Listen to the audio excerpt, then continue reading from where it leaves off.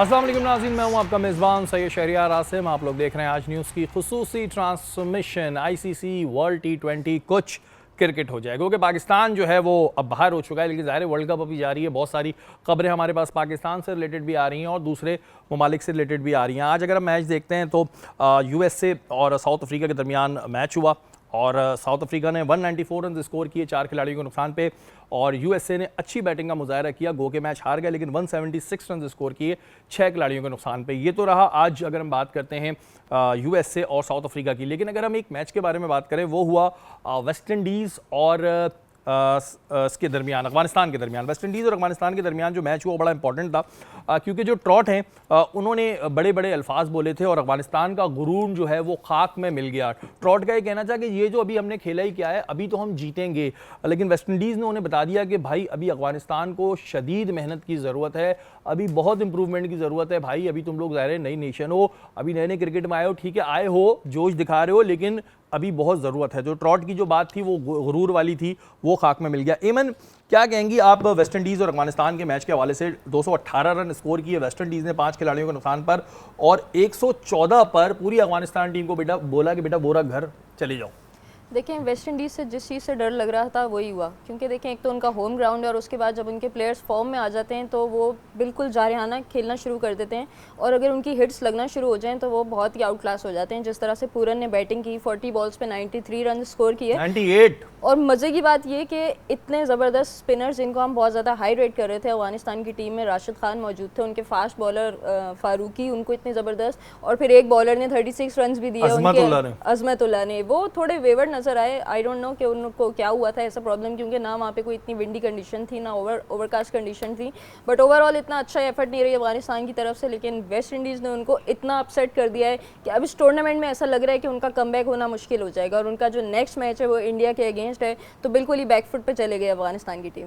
नसीम भाई, बड़ी बड़ी बातें कर लेते हैं, लोग सोचते नहीं है। देखिए हमारा और इंडिया का मैच हो रहा था, हमने आखिर तक का कुछ नहीं पता, हमें पता है ना भाई, अफगानिस्तान को कुछ ज़्यादा ही ओवर रेटेड कर रहे थे। मोहम्मद कैफ तो बोल रहे थे ये वर्ल्ड कप फाइनल जीतेगी, अब कल उनका अब्बू इंडिया और अफगानिस्तान का मैच अब्बू निकल गया मुंह से, तो कल तो उनका वैसे ही एक ऐसी टीम से मैच है जिससे उन्होंने वैसे ही मुंह नीचे करके जाना है और मुंह नीचे करके आना है।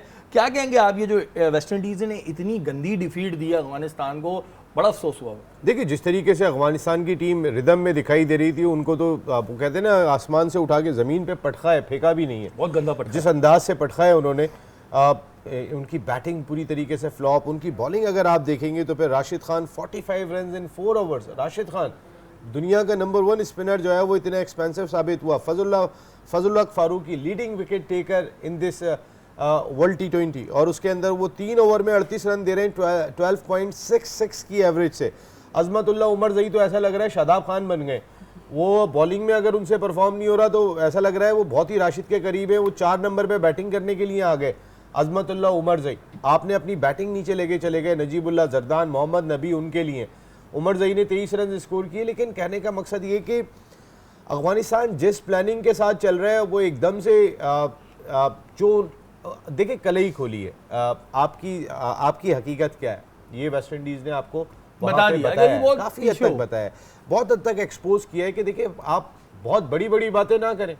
अभी आप अगर हम आपके स्पिनर्स की वजह से आपको थोड़ा सा रेट करते हैं, तो अब भी अफगानिस्तान अगर किसी को इंग्लैंड को हराता है, अफगानिस्तान इंडिया को हरा देता है, पता नहीं वैसे ये तो ख्वाब वाली बात लगती है, लेकिन ये आपके लिए कहीं ना कहीं जो है वो एक सरप्राइजिंग डिफीट ज़रूर होगी अगर ऑस्ट्रेलिया को अफगानिस्तान हरा देता है। हमारे साथ तो मामलात ही दूसरे कर दिए भाई अबू ने कि वो अब बेटा हमें तो बर्दाश्त ही नहीं करता, वो तो ग्राउंड में हमें मारने को तैयार हो जाता है, जिसको उस बेटे को जो हमने पाला, हमने जो आप बता रहे हैं दूसरे। हाँ, ये जो अफगानिस्तान के जो प्लेयर्स हैं इनका एक एटीट्यूड बहुत ज़्यादा बुरा भी मशहूर है, इस वजह से भी है कि बड़ी अजीब सिचुएशन है, लड़ते झगड़ते रहते हैं, ये समझ रहे हैं कि आईसीसी का ग्राउंड नहीं है, कोई शायद कंधार का कोई इनकी गली मोहल्ले की क्रिकेट चल रही है।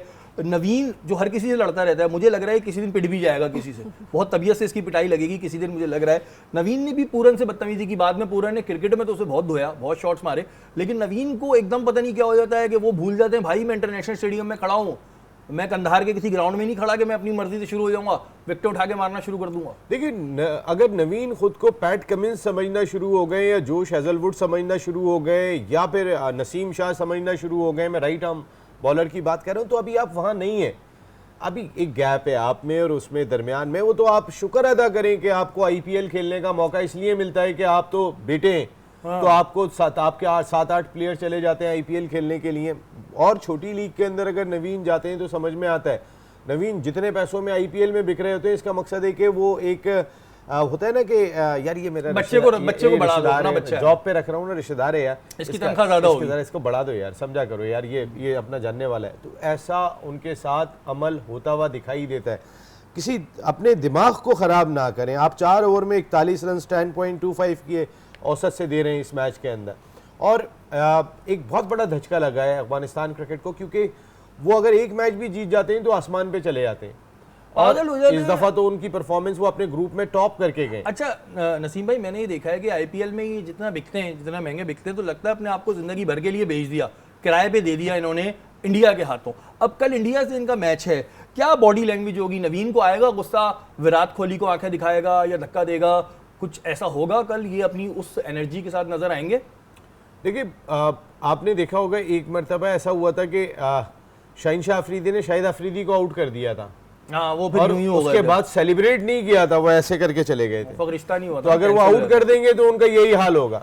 नहीं, मकसद है कि कुछ ना कुछ तो रेस्पेक्ट थी उसके अंदर के सेलिब्रेट नहीं कर रहे हैं आप। तो मेरा कहने का मकसद है रिस्पेक्ट एलिमेंट होना चाहिए। अब यहाँ पर भी यही सूरत हाल होगी कि जो है वो अगर आउट कर दिया किसी ने, तो ऐसा ना हो कि वो माइक की आवाजें जरा ध्यान रखिएगा, आप सॉरी बोल देंगे तो पता चलेगा कि वो तो आवाज चली गई। हाँ, ये ना हो आउट करके बोलो सॉरी भाई, सॉरी भाई। अच्छा एमन, इरफान पठान जो डांस के बेताज बादशाह हैं, इस दफा इनको ऑफर भी हुई है एक गाने पे जो है वो डांस करने की, उनको कहा गया है कि आप आइटम सॉन्ग करेंगे।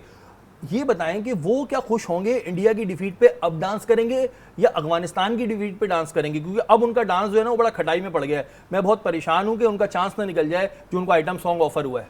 देखिए, दिल से तो वो इंडियन ही है। बेशक पाकिस्तान की हार पे उनको इतना ज़्यादा खुशी होती है कि वो डांस करना शुरू हो जाते हैं, लेकिन उनके नाम के साथ पठान भी लगता है, तो इसलिए वो अफगानिस्तान के साथ मिलकर उतना ही डांस करते हैं। बट आई एम श्योर कि वो बहुत ज़्यादा सुपर एक्साइटेड होंगे और यकीनन इस आइटम सॉन्ग को तो उन्होंने एक्सेप्ट किया होगा दिल से। बिल्कुल जी। अब मेरे ख्याल है मैच से पहले ही डांस कर लेंगे क्योंकि दोनों उनकी टीम है। हाँ, तो इरफान आप एक काम करिएगा, मैच से पहले थोड़ा डांस वांस कर लीजिए, क्योंकि आपको ना जब तक आप डांस नहीं करते ना तब तक, मैंने सुना है आपके घर वाले मुझे बता रहे थे, आपको खाना हजम नहीं होता। और अफगानिस्तान टीम को मेरा ये पैगाम है कि भाई अभी बहुत टाइम है, बहुत मेहनत की ज़रूरत है। हम खुद अप्रिशिएट करते हैं आपको कि आप अच्छा खेल लें, लेकिन इस तरह नहीं किया करें कि ज़रा सी चीज़ हो आप लोग जो है वो उछलने लगते हैं। नसीम भाई, गैरी क्रिस्टियन की अगर हम बात करते हैं, गैरी क्रिस्टियन ने ठीक है कुछ स्टेटमेंट दिए, जो अभी बड़े कॉन्फ्लिक्ट चल रहे हैं कि कोई पीसीबी कुछ कह रहा है कि हाँ ये कहा है या नहीं कहा। उन्होंने कहा टीम एक नहीं है, ये तो चले समझ आता है और प्लेयर्स इस तरह नहीं खेल रहे। लेकिन हरभजन जो हैं वो लोग भी, हमारे जो पड़ोसी मुल्क वाले हैं वो भी कोच ढूंढ रहे हैं और वो ये कह रहे हैं कि तुम इधर आ जाओ, टाइम वेस्ट ना करो और हमारे साथ खेलो। ये क्या चल रहा है? ठीक, ये तो बात ठीक कर रहे हैं गैरी क्रिस्टियन की हमारी टीम में एका नहीं था, एक होके नहीं खेली, लेकिन पड़ोसी मुल्क वाले भी कोच ढूंढते फिर रहे हैं, इनके पास अपना नहीं है कोई। अच्छा, मेरे एक इंडियन जर्नलिस्ट है, वो मेरे पास स्क्रीनशॉट मौजूद है, मैं क्योंकि हम टीवी पे दिखा नहीं सकते हैं, वो गैरी क्रिस्टियन के अपने मोबाइल का वो शॉट है जिसमें गैरी क्रिस्टियन से जब उन्होंने सवाल किया, एक इंडियन जर्नलिस्ट ने सवाल किया कि आपने ये स्टेटमेंट दिया है, तो उन्होंने उसको डिनाई कर दिया। लेकिन दुनिया पागल नहीं है। अगर मिसाल के तौर पे कई जर्नलिस्ट वहाँ पर मौजूद हैं, किसी भी जर्नलिस्ट से आप गैर रस्मी बातचीत भी कर रहे होंगे, खड़े होकर भी बात कर रहे होंगे, ये इतनी बड़ी खबर नहीं बनती कि हर मीडिया दे रहा होता। आप हो सकता है कि आप वो कह गए और उसके बाद आप डिनाई कर रहे हो। ये मेरे पास उनका डिनायल मौजूद है ऑन रिकॉर्ड पे, उनके अपने मोबाइल का स्क्रीनशॉट मेरे पास मौजूद है जिसमें वो एक इंडियन जर्नलिस्ट को मना कर रहे हैं कि मैंने ऐसी कोई बात नहीं की। लेकिन मैं इसको नहीं मानता। मैं इसलिए नहीं मानता, एक मीडिया दे देता डिनाई कर देते, 2 मीडिया दे देता डिनाई कर देते। याद है हम लोगों ने एक खबर दी थी कि बाबर आजम ने इरफान पठान को जो है वो इंटरव्यू देने से मना कर दिया। तो इंडिया में उसके बाद वो हमारे नाम से चला रहे थे, याद है आपको? याद है। तो कहने का मकसद है कि वो एक खबर को जो है वो इतना ज्यादा उन्होंने उठा लिया था, हमारे नाम से उठा के चला रहे थे। तो ये खबर तो हर मीडिया दे रहा है, हर जगह पर दिखाई दे रही है, हर कोई ये बात कोट करता हुआ दिखाई दे रहा है कि गैरी क्रिस्टियन ने जो अल्फाज कहे वो बड़े सोच के कि मैंने अपने करियर में ऐसा नहीं देखा। अच्छा, ये चीज मेरे करियर में ऐसा नहीं हुआ। हम ये चीज बिल्कुल कहेंगे जो इस दफा हुआ ये हमने भी अपने करियर में इस तरह का नहीं देखा। मतलब ठीक है, पाकिस्तान को पहले भी बड़ी डिफीट्स हुई हैं, पहले भी काफ़ी हमने ऐसे अपसेट्स देखे हैं, लेकिन इस दफ़ा कुछ ऐसा लग रहा था कि बॉडी लैंग्वेज शायद इस चीज़ के लिए बिल्कुल तैयार है कि जी हमने हारना है। और बहुत सारी खबरें, यहाँ वक्त हुआ एक ब्रेक का, ब्रेक के बाद आपको एक बड़ी खबर देते हैं, लेकिन यहाँ वक्त हुआ अभी ब्रेक का।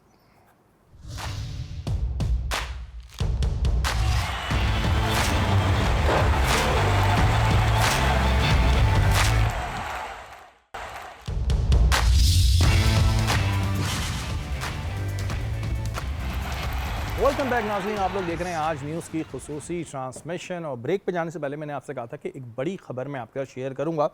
वो खबर ये है कि पाकिस्तान के मशहूर व मारूफ सहाफ़ी हैं मुबश्शिर लुक़मान, और उन्होंने बाबर आज़म पे ये इल्ज़ाम लगाया है कि बाबर आज़म ने एक ODI इट्रॉन ली है, एक ऑस्ट्रेलिया में फ़्लैट लिया है, एक दुबई में फ़्लैट लिया है पाकिस्तान के अहम मैच हारने का। नसीम भाई, एक बड़ा एलिगेशन पाकिस्तान के एक बड़े सहाफ़ी ने पाकिस्तान क्रिकेट टीम के कैप्टन पे लगाया कि उन्होंने 2 फ्लैट्स लिए हैं, एक ODI गाड़ी ली है अहम मैचेस हारने के लिए।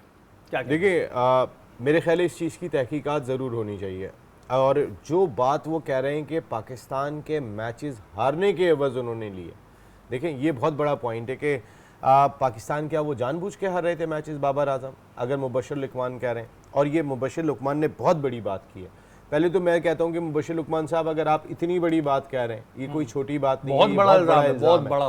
तो आपके पास कोई ना कोई ऐसा प्रूफ ज़रूर होना चाहिए। इतनी बड़ी बात करने से पहले आपके पास प्रूफ होना चाहिए। देखें, लोग पहले ही बहुत नाला हो चुके हैं पाकिस्तान क्रिकेटर से, पाकिस्तान क्रिकेट से, और अगर इस तरीके का स्टेटमेंट जब आएगा कि आपका वो खिलाड़ी के जो इस वक्त, क्योंकि वो अंधों में काना राजा है, आपके पास है ही नहीं कोई टैलेंट, तो आप क्या करेंगे? बाबर आजम ही है, वो मैच जिताए ना जिताए, उसके 30 रन इंपॉर्टेंट है, दूसरा कोई 30 रन ही नहीं बना रहा, तो आपके लिए वो 30 रन तो चाहिए ना टीम, कहीं ना कहीं रिजवान के 40 रन चाहिए। अब क्या करेंगे आप मजबूर हैं, आपका जो टैलेंट आ रहा है वो इस सतह पे परफॉर्म नहीं कर रहा, उसका रीजंस भी जानने की जरूरत है। नसीम भाई, जैसे कोई भी सहाफ़ी, क्योंकि आप भी सहाफ़ी हैं, किसी पे कोई एलिगेशन लगाता है तो उसके पास उसके प्रूफ भी देने के लिए होने चाहिए। और क्या जो PCB है वो प्रूफ मांगता है कि भाई आपने एक इतनी बड़ी एलिगेशन लगाई है, और क्योंकि मोहसिन नकवी साहब, क्योंकि वो वफाकी वज़ीर दाखिला भी हैं, तो क्या मुबश्शिर लुक़मान साहब से ये तमाम चीज़ें मांगी जाएंगी या सिर्फ एक बात कर दी गई हो?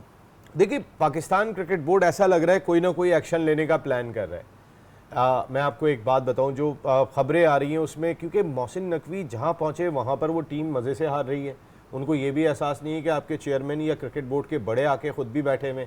आप इंडिया का मैच, जो जीता हुआ मैच, वो भी सेलिब्रेशन करने को तैयार हो गए थे कि अब हमारी टीम जो है वो जीत रही है, और वो मैच लूज़ कर गया। इस तरह की खबर बहुत बड़ी खबर है। और पाकिस्तान से ऐसा लगा, मैंने आपको एक बात कही थी जिस दिन पाकिस्तान इंडिया से मैच हारा था, कि ना तो मैंने इंडियन प्लेयर्स की वो खुशी देखी जीतने के बाद कि इतना बड़ा कमबैक किया उन्होंने, ना मैंने पाकिस्तानी खिलाड़ियों में नदामत देखी। वो एक नसीम शाह थे जो बेचारे वो देखा चौका का मारने के बाद वो रोते हुए गए थे, बाकी तो किसी में भी नहीं देखा हमने कि सूरत हाल क्या है।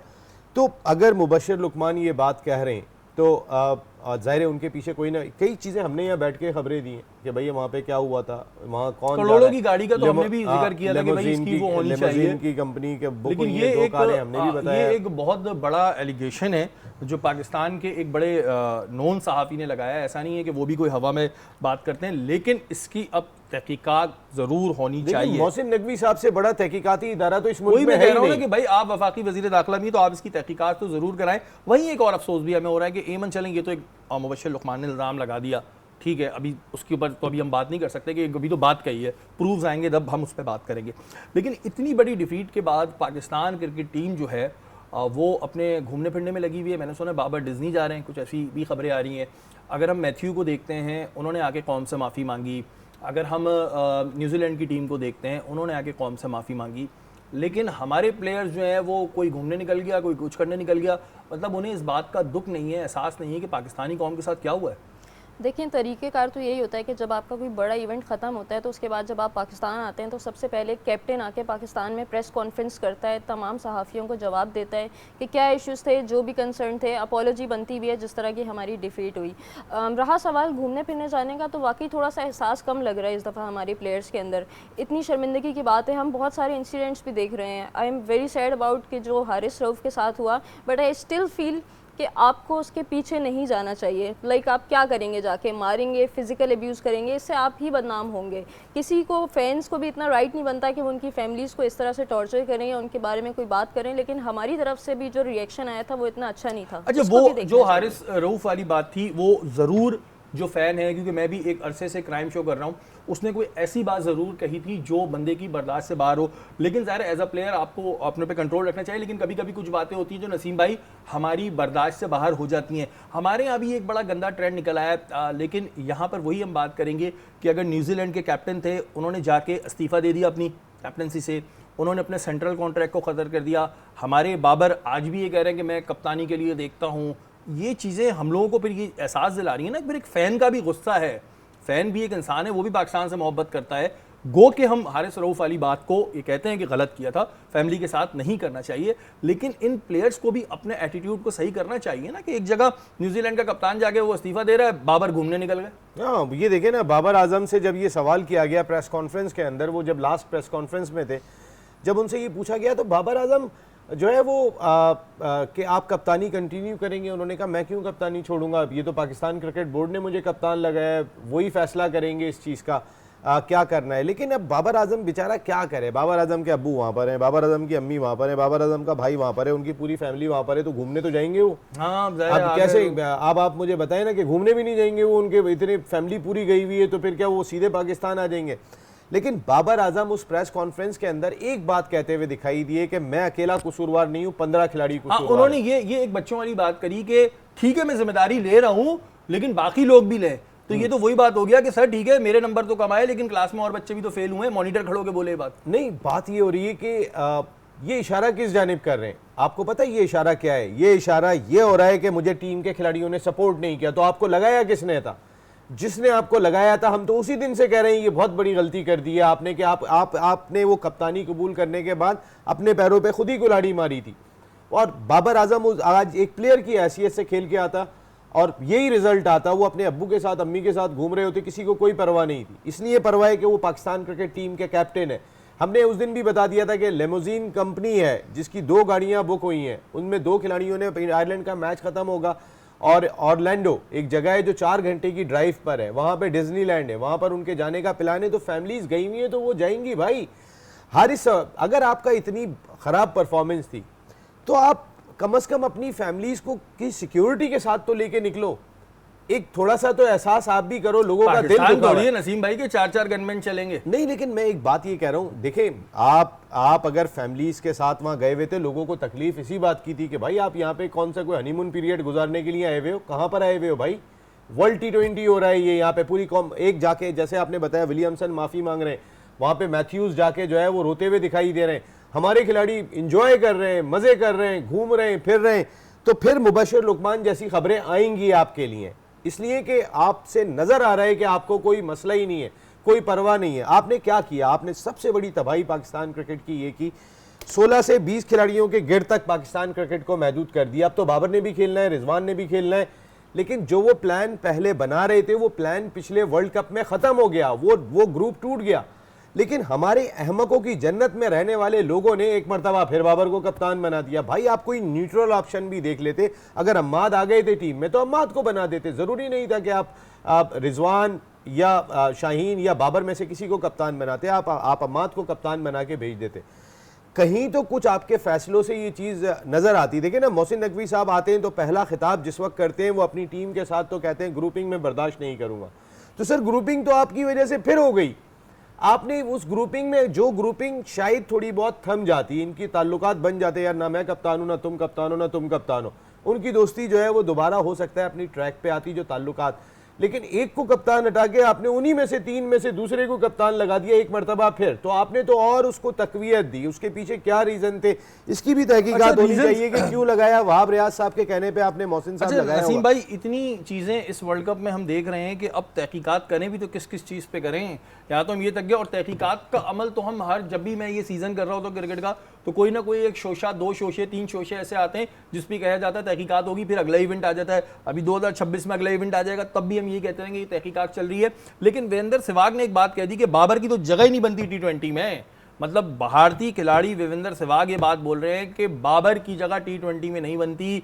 और वो कैप्टन बने हुए, तो विजेंद्र सहवाग गलत बोल रहे हैं या हमारा पीसी भी गलत बोल रहा है? वैसे आप तो बोलेंगे पीसी भी सही बोल रहा है जी। नहीं देखें, actually Babar Azam is the player के जिन्होंने हमारी T20 टीम को भी संभाला हुआ है, वनडे टीम को भी संभाला हुआ है, टेस्ट टीम को भी बहुत संभाला जिम्मेदारी है है। उन पर। लेकिन अगर हम वर्ल्ड वाइड देखें तो T20 क्रिकेट बिल्कुल चेंज हो चुकी है। अब हमारे पास ऐसे क्रिकेटर्स नहीं है T20 क्रिकेट में जो कि सिर्फ 100 के स्ट्राइक रेट के साथ खेलें। वी नीड 3 डायमेंशनल प्लेयर्स, और बाबर में वो कमी है। लेकिन उस कमी को पूरा करने के लिए क्या हमारे पास क्रिकेट बोर्ड में उनका कोई रिप्लेसमेंट है, कोई ऐसा प्लेयर है जो मैच को लेके चले? बाबर आजम बिल्कुल वैसी हैं जैसे विलियमसन खेलते हैं, तो इस स्ट्राइक के साथ हमें कबूल है। लेकिन अगर कोई और उनका अच्छा रिप्लेसमेंट आता है तो फिर ये बात सोचें कि हम बाबर को हटाने की बात करें, या ये सोचें कि उनकी टीम में जगह बनती है कि नहीं। इस वक्त आयरलैंड का मैच भी फंस गया था तो हमारा। ये विजेंद्र सहवाग क्यों ये बातें बोल रहे हैं? जेले से बाबर से जल रहे हैं? नहीं, जलने की बात नहीं है। ऑब्वियसली हम खुद भी तो उनको इतना ज़्यादा क्रिटिसाइज करते हैं, लेकिन ओवरऑल देखा जाए क्रिकेट चेंज हो चुकी है। वो ओवरऑल एक्सपेक्ट से बात ठीक कर है रहे जी, हैं। अब कोई रिप्लेस आएगा तब बात की तब सारी पता है देखेंगे क्या है जी। शेरी भाई, बात ये है कि बाबर आजम बिकने वाला एलिमेंट है,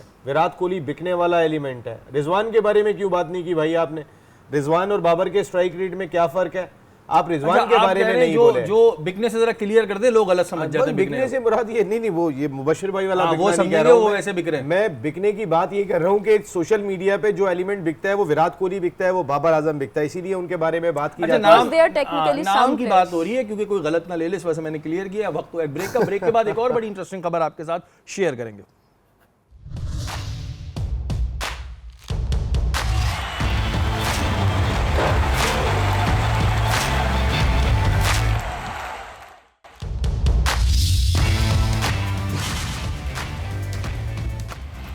वेलकम बैक नाज़रीन, आप लोग देख रहे हैं आज न्यूज़ की खुसूसी ट्रांसमिशन। और वर्ल्ड कप में मैचेस तो सभी दिखा रहे हैं, लेकिन वर्ल्ड कप में जो मैचेस फ्री में दिखाने के साथ साथ आपको एक फ़ायदा मिल रहा है, वो मिल रहा है माइको से। माइको एक नया और यूनिक प्लेटफॉर्म है जहां पर आप जब मैचेस देखते हैं उस लिहाज से आपको पैसे भी मिलते हैं।